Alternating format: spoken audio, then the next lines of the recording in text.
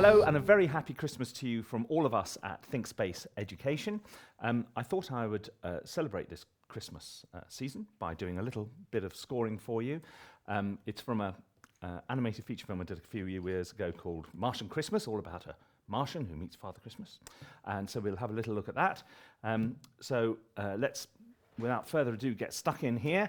Now, because this is Christmas, I've made absolutely sure that I've got my chimes loaded up, and of course the obligatory sleigh bells. Sleigh bells are harder than you might imagine, actually, to get them right. But anyway, we'll move on to that. Let's have a look at this little sequence. So here's the Martian talking to Father Christmas. It's a classic thing. Father Christmas takes the reindeer sleigh, and he goes, "Let's go," whooshy, and boom, off they go up into the sky. That's the little bit we're going to be doing. I've done loads of Father Christmas taking off with reindeer. This one's slightly strange because he just goes bang and then it's in the sky. We don't have the kind of vroom thing which all the other ones I've ever done have ended up doing. Let's put the click on. This is just its... Okay, that doesn't feel too bad. First thing you've got to do is put the marker in to mark where that is. Right, second beat of bar 10. So therefore, we're going to need to tidy up so that it falls on the downbeat of the bar in some way, shape or form. No, hang on, there we go. Let's put that. We're starting on bar 3, so that's going to be 4/4 from there on in. Right, and where is it now? It's on the 4th beat of the bar. So in order to get that takeoff to hit the downbeat of the bar, we need to drop a bar of 3/4 in there. Okay, so let's have a look at that.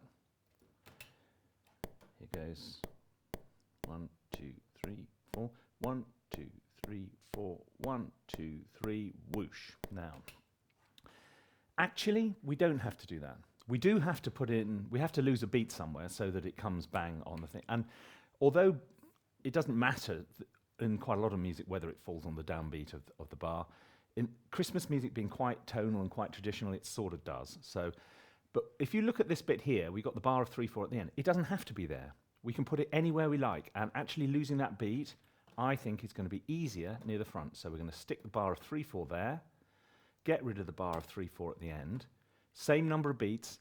Here we go. 1, 2, 3. So 1, 2, 3, 4. 1, 2, 3, 4. 1, 2, 3, 4. Whoosh. Okay. It's often easier if you've got a fixed period of time like that. You can lose the beat wherever you like. Okay. Now I'm going to do this really fast. So the nice thing about Christmas music is you tend to get an opportunity to use all those woodwind samples you've been saving up for a rainy day. And they're two sort of, there's obviously individual instruments, of which we've got lots and lots, but there's also some really, really nice ensemble woodwind things which come from people like Symphobia people do some, Spitfire, Albion have got some very nice ones, Orchestral Tools, Sphere has got some. And they just sound different sometimes. Here we are, this is... I quite like that. Let's just play something, see what happens.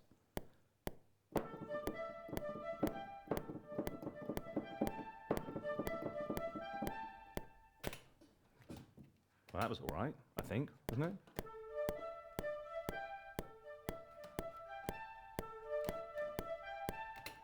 I know there's a little volume wobble in there, but we're doing this fast, remember? So we're just going to press on. I'm not going to make you sit there and watch me playing with my controllers, so to speak.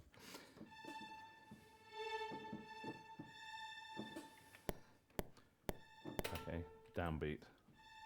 Okay, off 3, 2,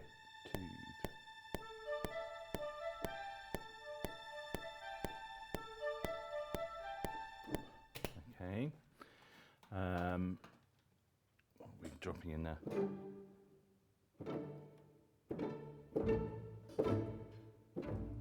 What I'm doing, I'm building up basically a D major sus2 chord. In other words, D, E, and A. So it's a suspended chord, and it's just going to build up over the course of these bars, and then it goes bonk into something else. And what comes next, I have no idea, but I'm sure we'll work something out when we get there.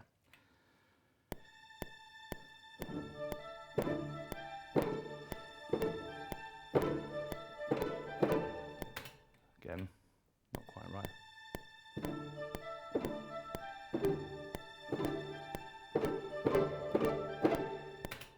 One more.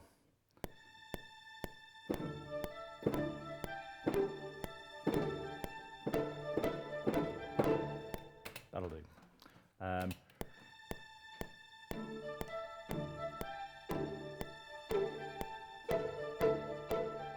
Okay, let's double the that little line we've got going. We're allowed to use Glockenspiel because it's Christmas. All these sounds. Oh my goodness.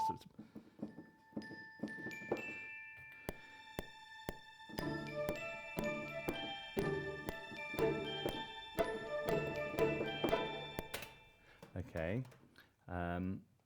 Now we're going to get some harp going here. Now I've got 3 loads of harps, which I mean, I've got the Spitfire harp, which is really cuts through. If you in a there's the Orchestral Tools harp.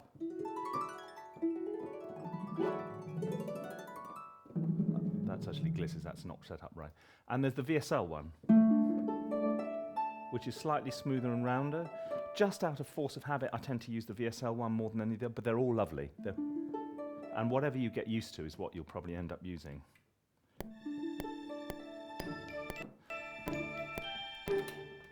One of the things I like about the VSL harps are these little swipes right at the top on the glisses, which is very useful. So it goes.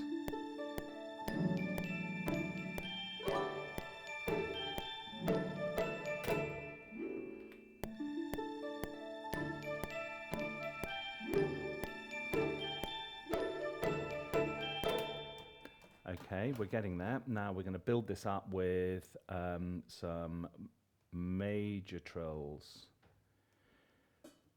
Because we're lucky these days, because people are starting to sample things other than major trills, you do have options. You have options like adagio. Notice my adagiettos are I love this. Great. On adagio ensembles. Absolutely marvellous. Anyway, if we look at the... If I've remembered to load it. Talk amongst yourselves.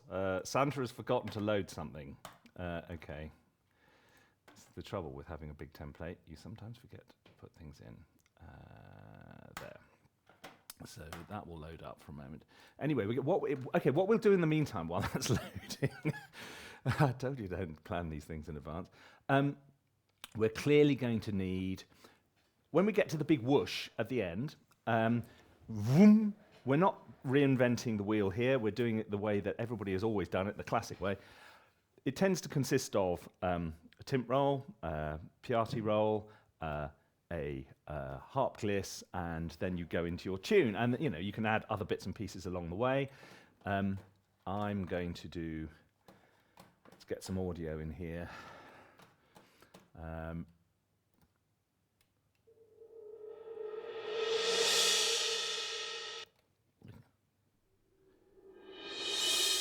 That one, that one, and let's get the timp roll in. Probably medium. Let's look for a D2. Actually, A.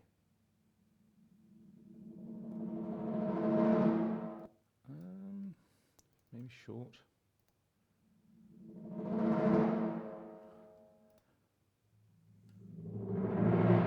Okay, let's go with that. Let's get rid of some of these tracks and create a couple more tracks down the bottom for the audio. As you may remember from a previous video tutorial, I quite like dropping these time-sensitive events in as audio rather than from MIDI, because it means you can line them up more accurately. As I'll show you now. A rather sad-looking alien there. Okay. Here we go. Let's set the outputs to something sensible. We're going to set it to orchestral percussion. That's what it'll be. So everything's bussed to different places, as I explained when I did this is my humongous template tutorial a while ago. Actually, I did find somebody with a much bigger one than me. 1,400 MIDI tracks. And some of you gave me a hard time over 650. Wow, there you go. Okay, so you see what I mean? You can sort of see it. You think you can see it. Actually, you need to listen to it quite carefully to make sure. A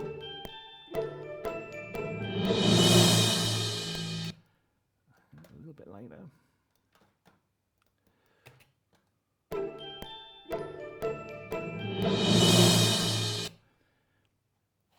Actually, it works because although the sequence is, as I say, slightly strange from the point of view, you don't get that sense of anticipation and the big sort of running up thing. If you do it in the music, it makes you think it is there.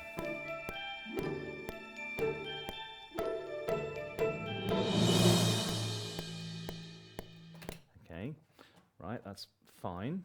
Now we're going to put the harp bliss on the end as well. Which we want. Now we're in D, so let's find harp. How you lay out your harps is entirely up to you. See, I mean, a lot of these work on key switches. I actually find it easier to work with, although you get loads more tracks, one key per.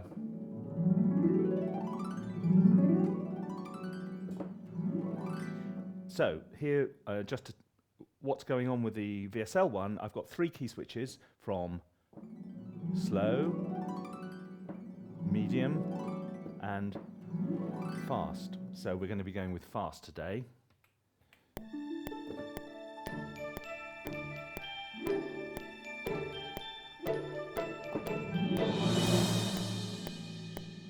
Okay.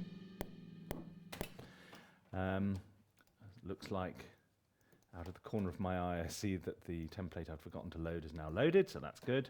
So now let's go and add some bits of pieces. What are we going to add to this? We're going to build up a whole tone trill, which is going to start. Let's see if I can find my whole tone trills. This will do.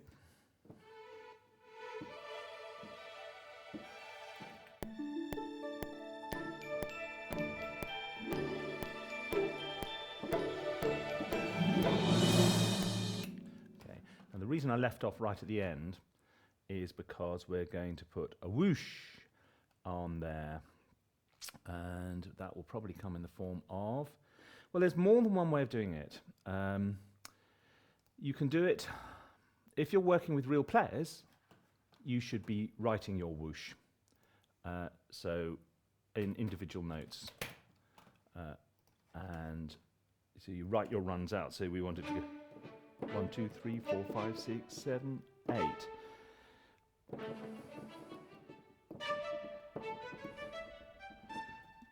And the traditional way of doing that is there's 8s, so you need a tuplet of 7 in the space of 8, because the 8th note is the downbeat. Okay, so it goes 1, 2, 3, 4, 5, 6, 7.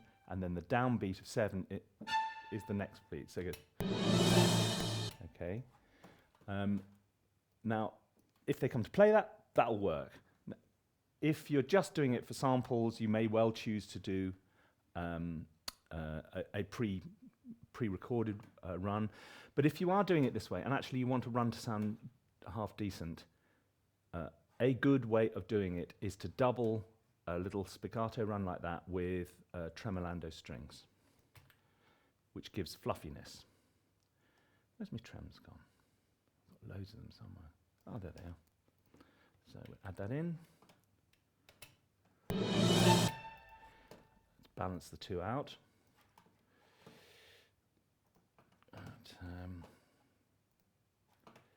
See what's what. Bit more of the trem, bit of the.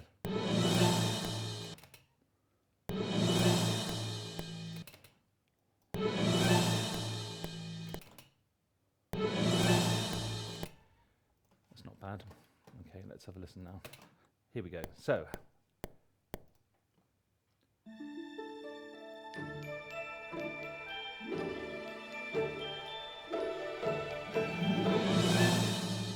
Okay. Now you could add lots of things into here, but it's very short. I mean, so there's a limit to how much you can pile on, I think, really. But because this is Christmas, we'll go overboard, just like we do with the food and drink. So we will go with some, yeah, we'll have some of that.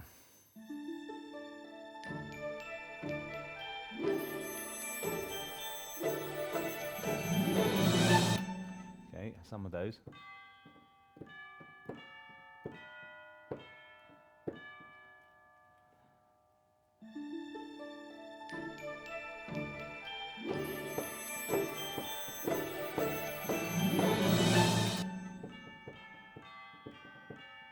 Okay, and probably we can double that building whole tone trills with woodwind things as well. What shall I use here? Maybe add a little bit of that.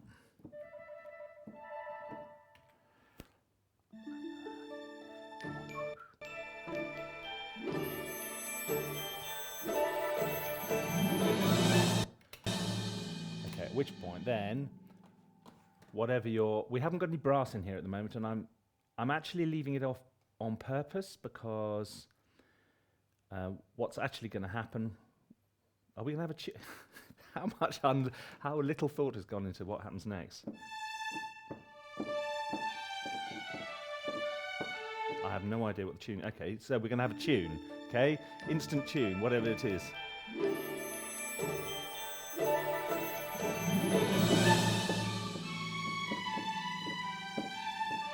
Oh, turn on the click and you can hear what you're doing, Guy. That's all right.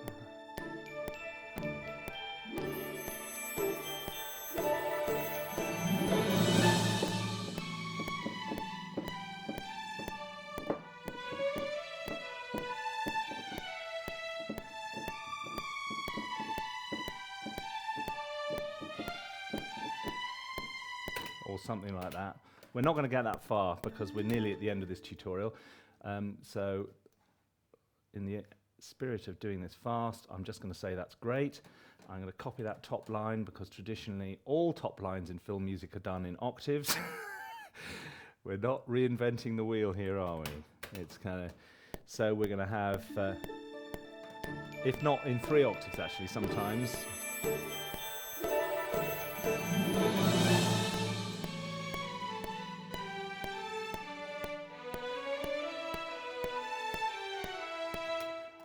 Really weird automation things in there, which okay. I know this is boring, but I'm going to go in and try and sort that out because that wasn't very good. Yeah, look at it, it's all over the shop. Oh dear, oh dear, oh dear.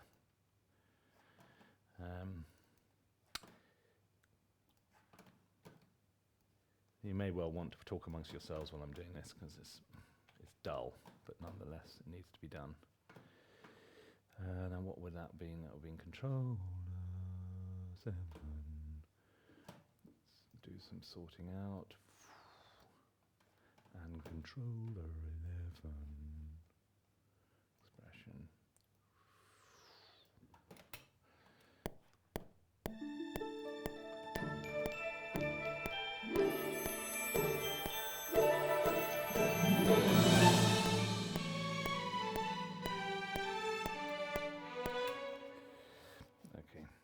Replay that in.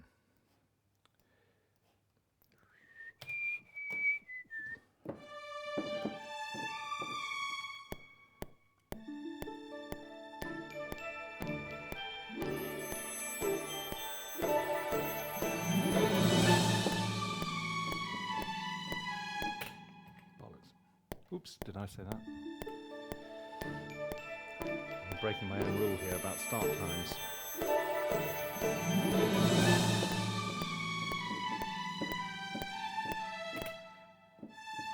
Yeah, I played it right first time, and now I can't remember my own tune.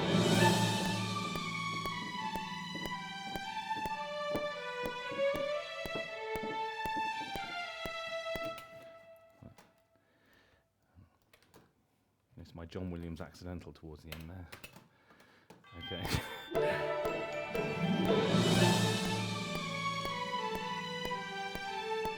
Right, now, I won't go much further, but I'm not leaving this tutorial without adding sleigh bells. Where are they?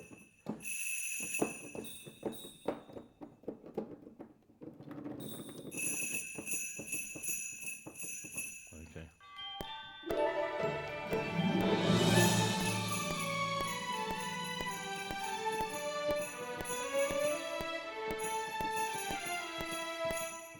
It's not so easy, actually. It's not the best.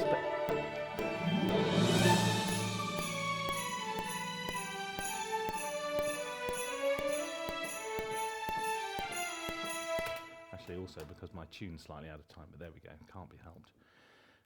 Bit of brass, and then I'll call it a day. Now, I left the brass out up to now because what I want to happen is we're going to come in on a boom. You need somewhere to land when you do these whooshes, and I think this is a...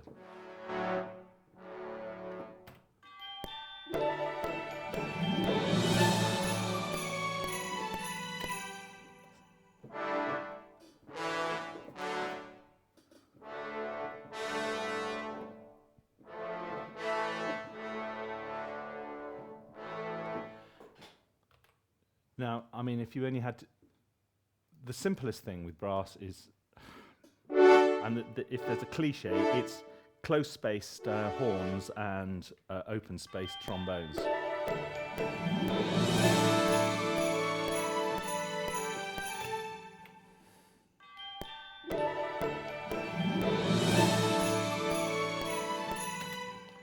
we've got a bit of a landing moment happening.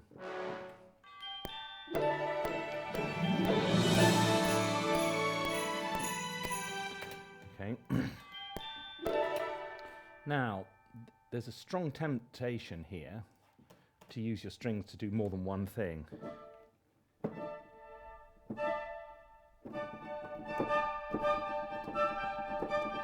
what I'm going to use.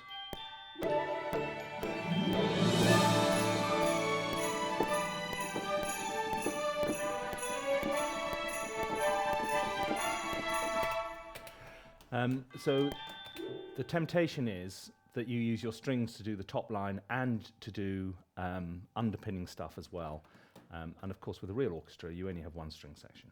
So I'm going to try and be restrained, and I'm going to use my first and second violins for my tune, and I'm just going to underpin it with some...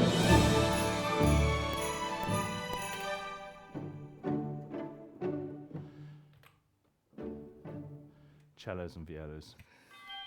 Okay.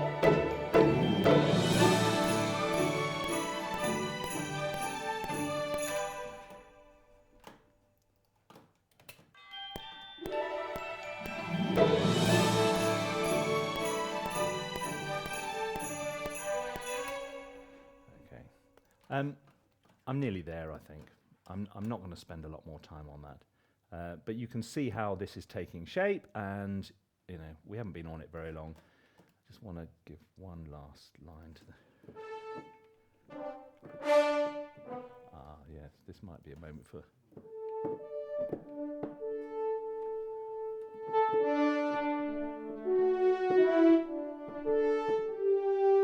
This is Spitfire BML horns, which is very nice.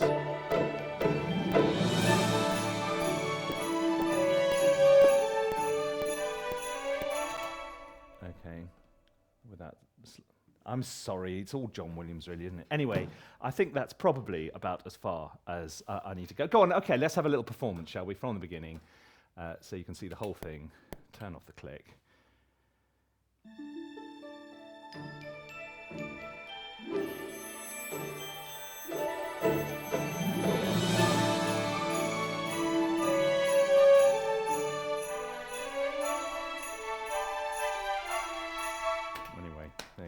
So, happy Christmas. I hope you have a really, really good, relaxing time and you're ready to come back and work hard at becoming a better film composer in the new year.